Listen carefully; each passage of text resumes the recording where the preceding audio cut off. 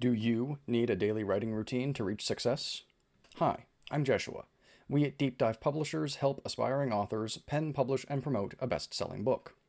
Now, you might be wondering why you wouldn't want to have a daily writing routine in the first place. It's all about consistency.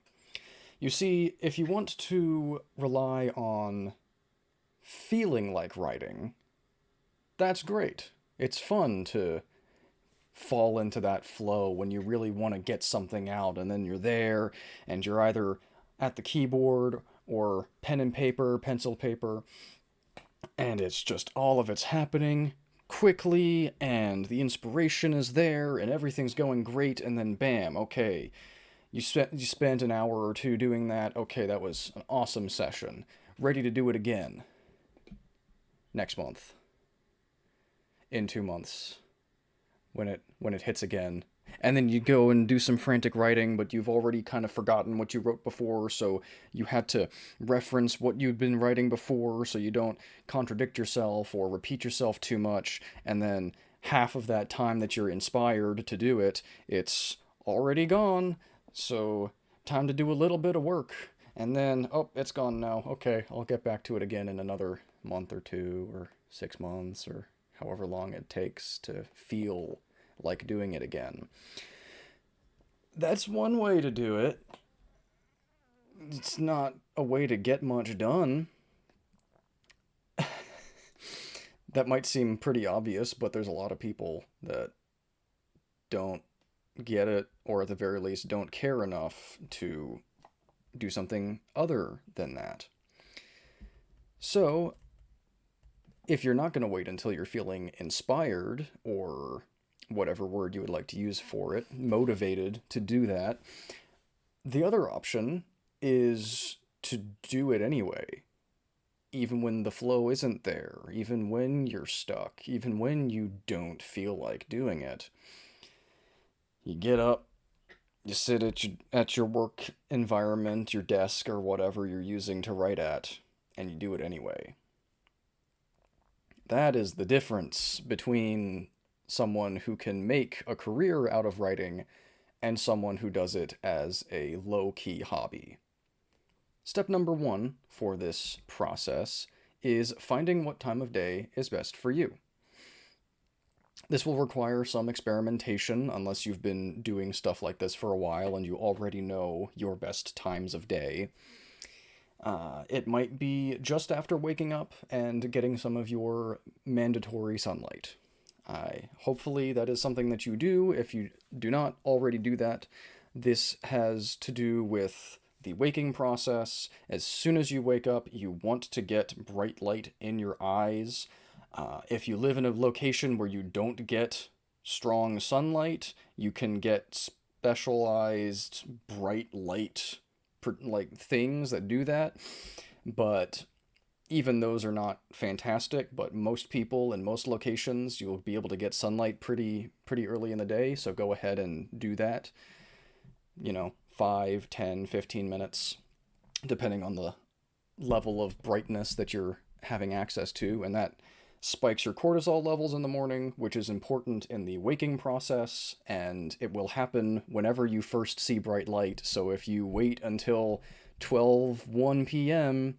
to get your first hit of strong sunlight without, a windshield in the way or windows in the way directly, that's when your cortisol spikes, and then later in the day, depending on when you spiked, that's when you're tired. So if you wait until later in the day, you're not going to be tired for a while, and that's going to screw with your sleep cycle and all these different things. So it's a good idea to do that. So for me personally, I wake up, I get my sunlight, I start writing. That's the best way for me to do it, because I also know if I don't do it pretty much first thing in the morning, if I wait for later in the day, it probably isn't going to happen.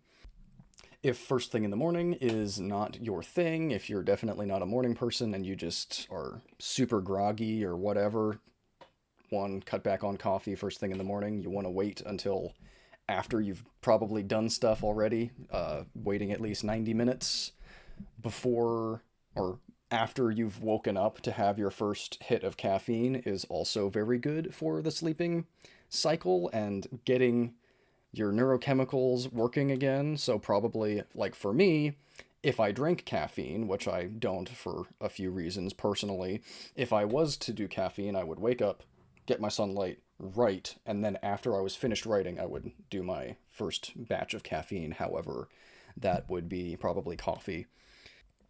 Maybe you're lucky enough to have an hour for a lunch break.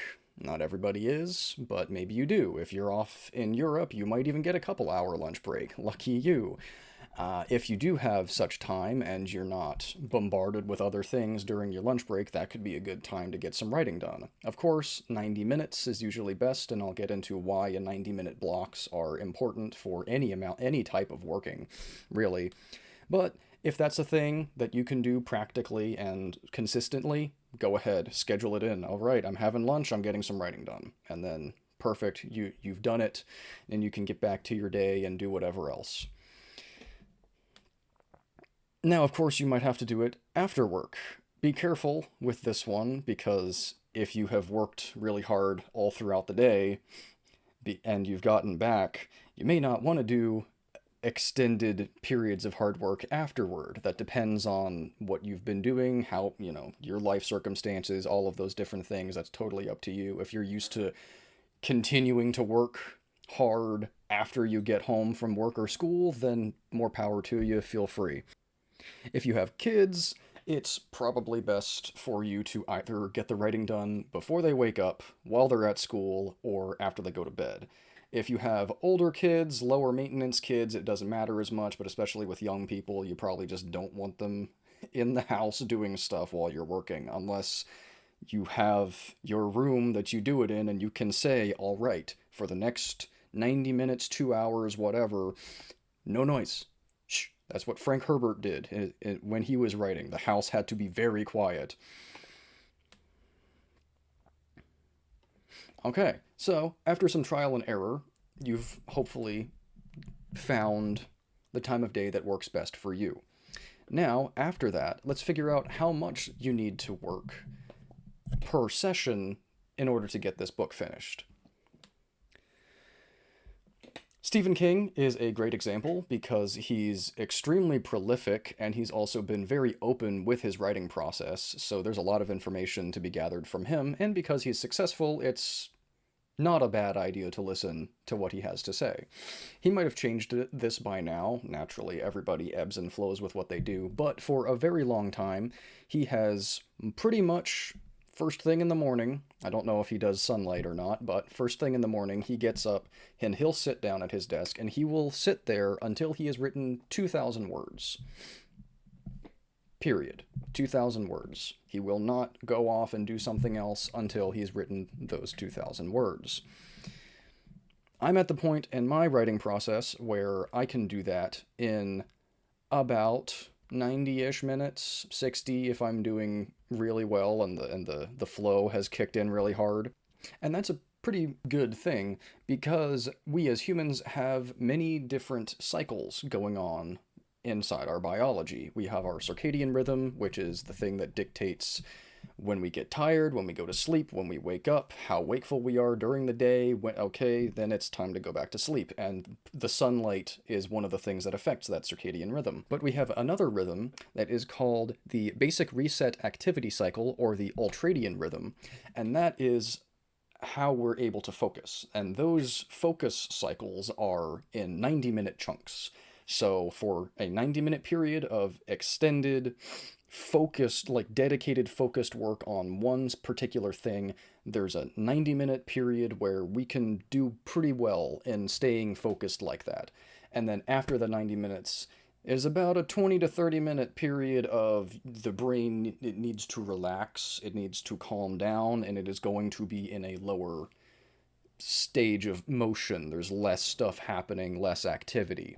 So if you're aware of that, you can leverage your writing cycles, if you will, as well as just any other important activities in your life, and try to keep those within the 90-minute blocks. Because if you go much beyond 90 minutes, your focus is just going to start to waver. That's just how it works. That's why when you have to sit there for an extended period of time, you just start drifting and going off to different things because your brain is neurologically incapable of continuing to focus on that thing that you're doing. Now, some people, it's probably going to be less than that, especially if you're heavily addicted to your phone. You might want to consider looking into that and cutting back on phone usage, both for writing productivity, but also just any form of productivity in general. The phone is great. It allows us to have social connections and all of these things. You can order food through it, but all of those apps that you love so much are built with the same psychology in mind as casinos, where it's just, okay, exciting, exciting, bright, flashing. Okay, yes, more attention. Keep their attention. Quick, quick, quick. And that's kind of a lot of the problems that we have in today's society. But anyway, now I will emphasize, hopefully I've already done a good job of stating this, when you're working in your 90-minute chunk, or maybe 60 minutes if you have your hour break, or however you're managing it during your writing time, rid yourself of as many distractions as possible. Please.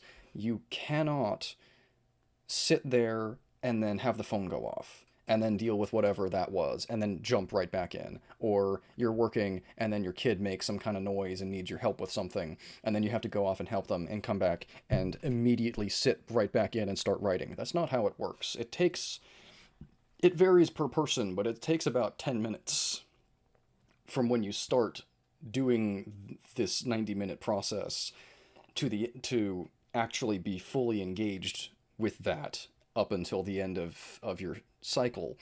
Constant distractions are a very bad thing if you want to get any amount of focused, important things done.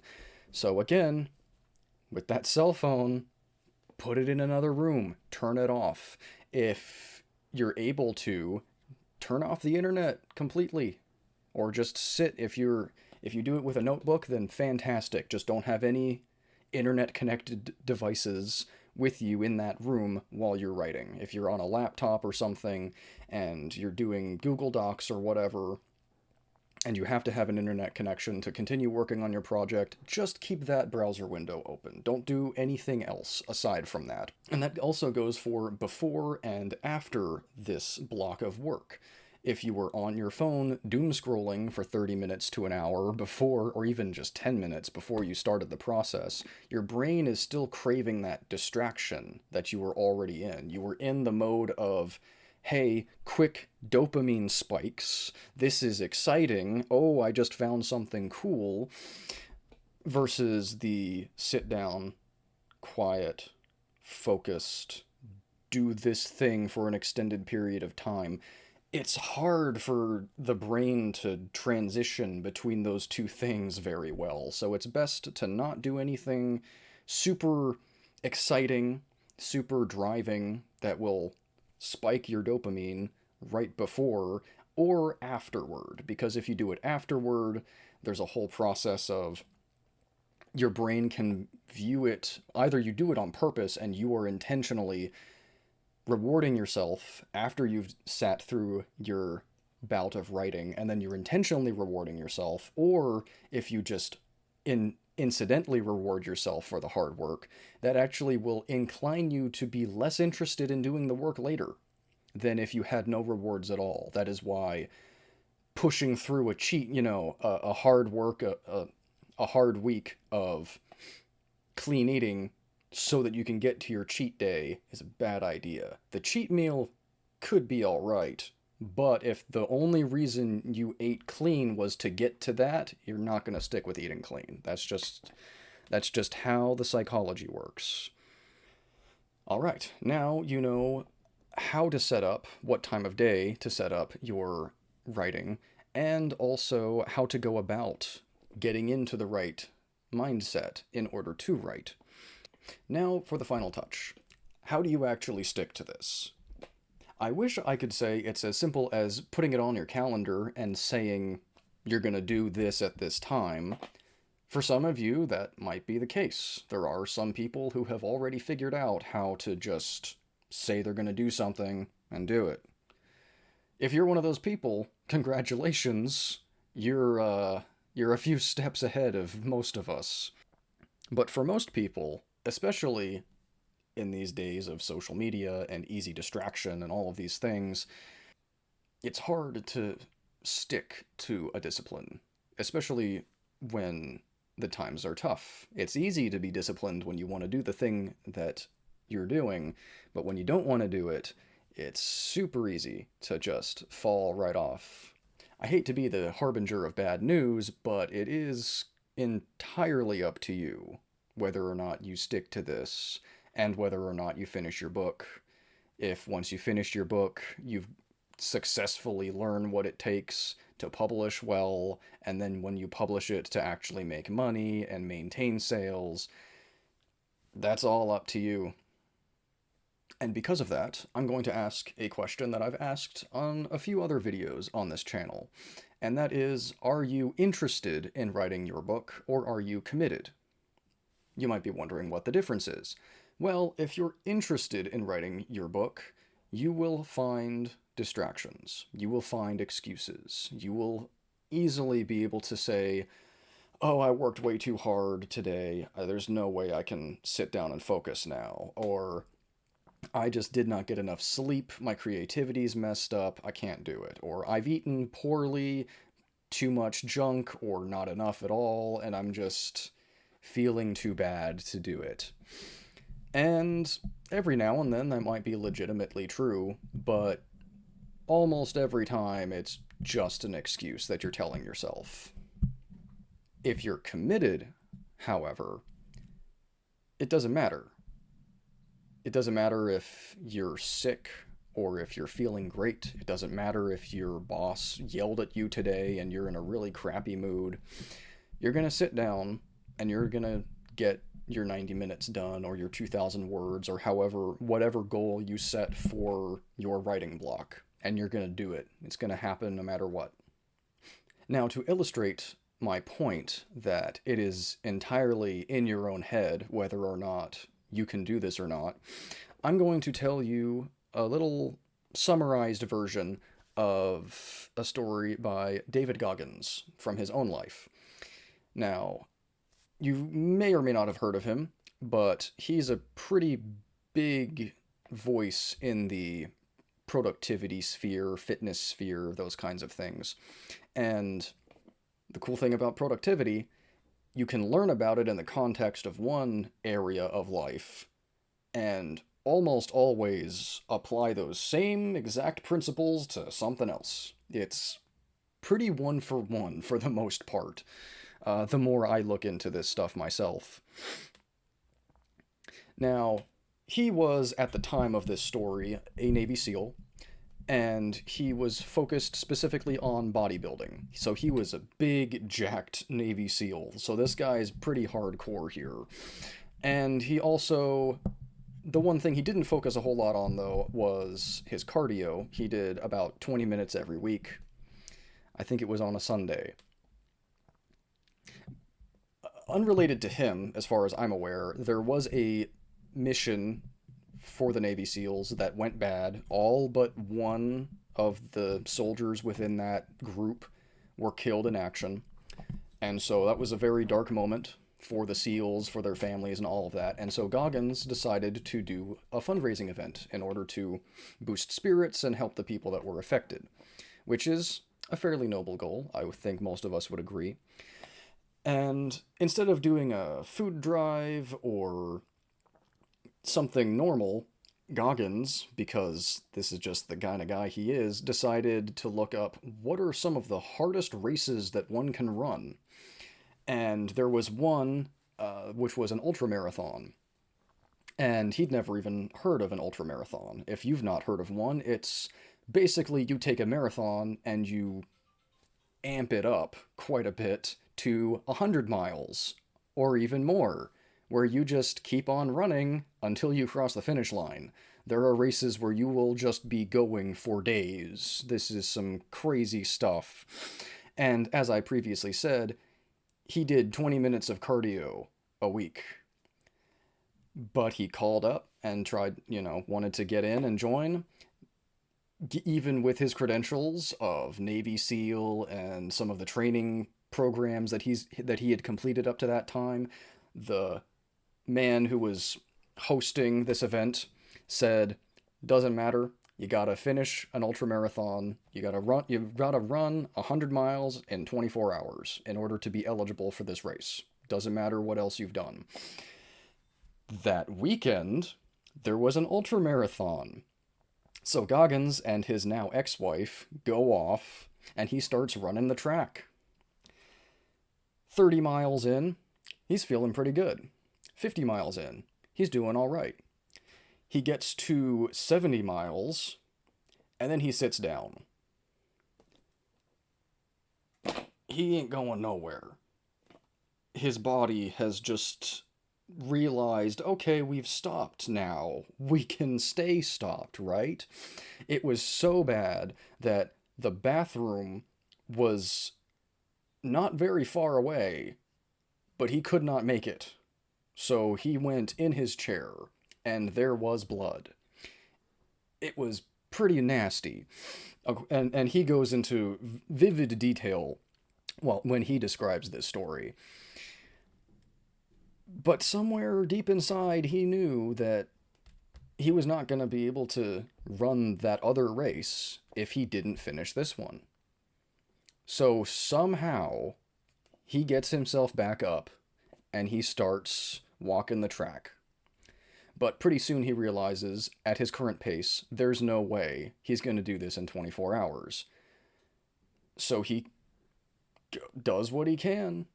But then around mile 80 to 85, something clicked. And his body said, this guy's not going to quit until he does this, is he? Okay, I guess we're going to just have to cooperate. And he ran 101 miles. After he hit his wall of what he thought was 100% of his capacity. He thought he was done. And then he ran another 30 miles. When he got back, when he was done, he collapsed. He was dragged into the vehicle and then dragged up the stairs into his apartment. And before he went to the hospital, he sat in the bathtub just existing in the excruciating amounts of pain that he was experiencing because he had pushed 31 miles beyond what he thought was his absolute limit. And he's the first man who will say he's not special. He's just some guy who decided that he wanted to do that, and so he did. Now, you might be thinking that, oh, he just says he's a normal dude, but there's no way that I could do that. Well, he wasn't always like this. He has, over decades, transformed himself into the man that can do those sorts of things. But starting off, he was what he refers to as fat and a coward. Those are his words for himself. By the time he was 19, he was about 300 pounds, and he thought he was going to spend the rest of his life earning $1,000 a month as an exterminator in a, tiny little living arrangement, drinking massive milkshakes every day and eating donuts and all of those things that you're really not supposed to do. And before that, he was bullied in school and at home. He was one of the only black kids in a mostly white community. He's risen up through a lot of stuff, and 19-year-old him would look at today him and not recognize that it's the same person, even remotely. So anybody can forge themselves into someone who can do those types of things. And if some guy can push himself 31 miles past his breaking point, then you can probably sit down and write every day. Hopefully I've given you some tools and hopefully some mindset that can help you pursue that. If you liked the video, go ahead and leave a like. If you have any questions, leave a comment. If you want to see more from our channel, go ahead and hit subscribe. And please, if you know anyone or think you might know anyone who is an aspiring author or even a published author who could benefit from this information or other information we have on the channel, go ahead and share it with them. See you next time.